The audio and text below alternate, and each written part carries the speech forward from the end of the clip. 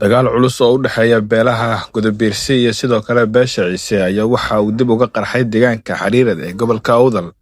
dagaalkan ayaa la isku adeegsanayaa hubka noocyadiisa kala duwan. haddaba faahfaahinta dagaalkan si aad halkan uga bogato soo dhow muuqaalkan la Grace Nashir Gare kuna soo biir channelka Bilan News. ugu waxaan markaasi soo dhaweynaynaa Xasan oo markaasi inoo dulmari doono wararkii ugu dambeeyay ee dagaalka u dhexeeya beelaha Ciise iyo sidoo kale Gudabiirsi. aynu ku bilownay wararka naga soo gaaraya galbeedka Somaliland ama aan ka helin halkaas ayaa sheegay in dagaal culus ay mar kale dib ugu qarxeen aaga magaalada Xariirad ee galbeedka Somaliland halkaas oo maalmihii la soo dhaafay ay ka dhaceen dagaal geystay khasaaraha aad u culus isla markaasina ay ka dhasheen khasaare iskugu jira dhimasho iyo dhaawac iyo sidoo kale maxaabiis la kala qabsaday hub la kala furtay. dagaaladan ayaana u dhaxeeya beelaha Ciise iyo sidoo kale Gudabiirsi ee wadadaga dhankaasi ama aagaasi dhinacyada halkaasi ku dagaalamaya ayaana guulo waaweyn kala sheeganaya isla markaasina ay qolo walba sheeganayso in ay iyadu gacanta ku hayso deegaamadii lagu dagaalamay. beesha Gudabiirsi ayaa sheegtay in ciidamada beesha Ciise ay ka saareen aagaasi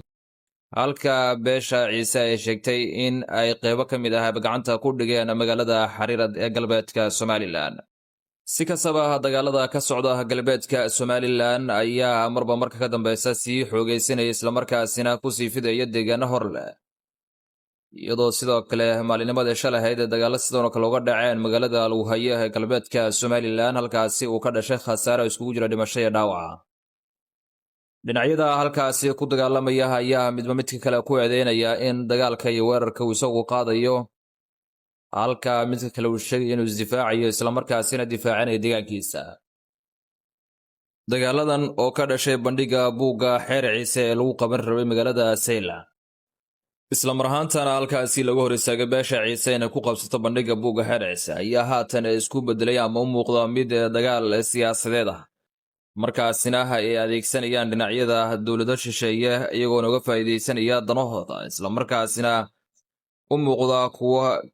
ka duwan kuwii hore ee la xiriiray bandhig buug dhaqan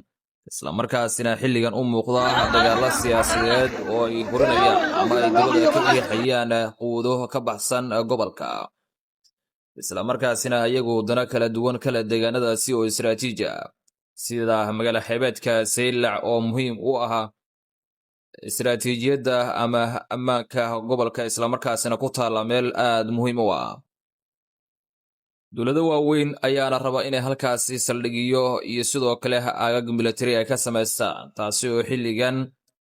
sii horinaysa colaadda ka socota galbeedka Somaliland ee u dhaxaysa beelaha Gudabiirsi iyo sidoo kale Ciise oo ay kala adeegsanayaan dawladda kale. beelaha Ciise iyo Gudabiirsi ayaana maalmihii ugu dambeeyay kala helayay gurmadyo aad u xoogan oo kaga kala imanaya deegaano kala duwan. beesha Gudabiirsi ayaa sheegtay inay si weyn u difaacanayso deegaankeeda halka beesha Ciisena ay sheegtay inay la wareegi doonaan gacan ku haynta guud ahaan deegaanada beesha Ciise ay ka degto ama ay ka degi jirtay deegaanada galbeedka Somaliland. beesha Gudabiirsi ayaa sheegaysa in beesha Ciise ay duulaan ku tahay halka beesha Ciise ayna dhankeeda sheegayso in ay kaliya rabaan deegaanada ayagu degaan inay gacanta ku dhigaan taasi oo sheegay in beesha Gudabiirsi oo garabsanaysa ama garab ka helaysa ciidamada militariga Somaliland ay si weyn uga hortaagan yihiin deegaanada beesha Ciise ay ka degto galbeedka Somaliland isla markaasina loo diidan yahay lahaanshiyaha deegaanadaasi halkaasi beesha Ciise wacad ku martay in ay guud ahaanba gacanta dib ugu dhigi doonto deegaanada beeshu ka degto galbeedka Somaliland. ilaa hadda ma jirto cid si rasmi ah u kala dhex gashay beelahan isla markaasina gogol u fidisay si ay miiska wadahadalka dib ugu soo laabtaan loona joojiyo dhiigga halkaasi ku daadanaya iyo sidoo kale khasaaraha kala gaaraya labada dhinac. balse xilligan waxaa socda abaabul xooggan oo ay labada dhinac kala wadaan isla markaasina qolo walba dhankeeda ay huruursi iyo sidoo kale gurmad xooggan ay u fidinayso ciidamada ka jooga goobaha ay dagaaladu ka socdaan. xilligan beesha Gudabiirsi ayaa la sheegayaa in ay abaabulkii ugu xoogganaa iyo sidoo kale gurmadkii ugu ballaarnaa u dirayso aagga magaalada Xariirad ee dagaaladu ka socdaan isla markaasina halkaasi ay ku soo noqdeen dagaalada ka dhacay maalmihii ugu dambeeyay.